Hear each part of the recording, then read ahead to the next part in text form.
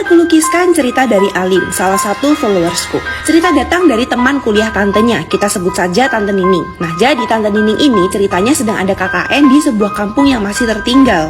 Di situ ada seorang nenek yang tinggal sendirian di rumah yang sangat besar. Nah, karena itu pihak kampus meminta agar Tante Nining ini tinggal sementara bersama si nenek sembari menjalankan kegiatan KKN-nya. Di hari pertama menginap, Tante Nining yang sedang tertidur itu ngerasain kayak ada yang terbang-terbang gitu di atas atap rumah. Tapi ya dia nggak mikir macem-macem. Nah, pas besoknya dia kaget ngelihat rumah yang sebelumnya berantakan bisa serapi itu dan baju-baju udah dijemur di luar, sedangkan keadaan masih pagi banget. Kondisi si nenek pun sudah sangat tua kan, dia merasa nggak mungkin ini si nenek yang ngerjain itu semua. Nah, cerita berlanjut ke hari kedua. Di malam ini dia dengar suara orang lagi beresin rumah, tapi dia nggak berani ngecek.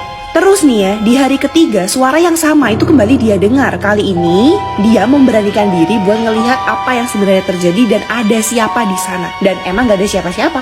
Akhirnya dia balik lagi tuh ke kamar dan mencoba untuk lanjut tidur. Posisi dia memejamkan mata tapi masih sadar. Nah, Tante Nining ini merasa ada sesuatu yang terbang di atasnya dan waktu dia buka mata, dia ngeliat dengan jelas si nenek itu lagi terbang tapi cuma kepalanya aja, jadi mirip kuyang gitu. Dan si nenek itu tertawa seram, membuat Tante Nining itu tidak bisa bergerak sama sekali.